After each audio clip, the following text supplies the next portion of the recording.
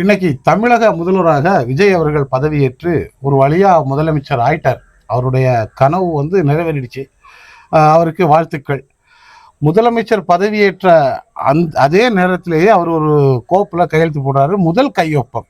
அப்படி அந்த மேடை எல்லாமே பெரிய ஆரவாரத்துடன் எல்லாரும் கைதட்டி பெரிய ஒரு சத்தத்துடனாக ஒரு கையெழுத்து நடக்குது. அது என்ன அப்படின்னா 200 யூனிட் மின்சாரம் இலவசம் அப்படிங்கிற ஒரு கையெழுத்து போடுறாரு. இதுல என்ன ஒரு உள்குத்து இருக்கு அப்படின்னா தாவேகாவுடைய வாக்குறுதி அப்படிங்கிறது மாசத்துக்கு 200 யூனிட் இலவசமா கொடுப்போம் அப்படிங்கிறத விஜய் முதலமைச்சரா வந்தா 200 யூனிட் மாசத்துக்கு நாங்க இலவசமா கொடுப்போம் அப்படிங்கிறதா தாவேகாவுடைய வாக்குறுதி. அதைத்தானே பண்ணியிருக்காரு. அப்படின்னா அது எங்க பண்ணியிருக்காரு? அதுலதான் ஒரு உள்குத்து இருக்கு. எல்லாருக்குமே ஷாக்கு.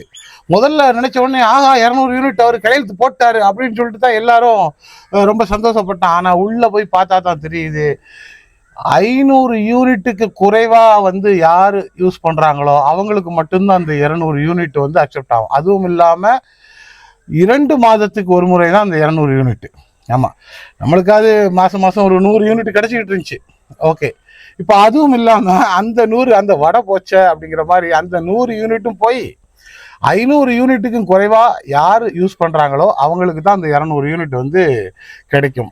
அதுவும் இல்லாம தாவேகாவுடைய வாக்குறுதி எப்படி இருந்துச்சு அப்படின்னா மாசம் நாங்க 200 யூனிட் கொடுப்போம் அப்படின்னு இருந்துச்சு. முதல் அவர் கையெழுத்திட்டதே அவங்களுடைய வாக்குறுதியை நிறைவேற்றலையோ அப்படிங்கிற மாதிரி தோணுது. இதுவே நிறைய ஷாக்கு, எல்லாருக்குமே ஷாக்கு. என்ன இவர் மாசம் 200 யூனிட்னு சொன்னார, இப்போ 2 மாசத்துக்கு 200 யூனிட் தர்றேங்கிறாரு. அதுவும் இல்லாம 500 யூனிட்டுக்கு கீழே போற ஆட்களுக்கு தான் 200 யூனிட் கிடைக்குமாம.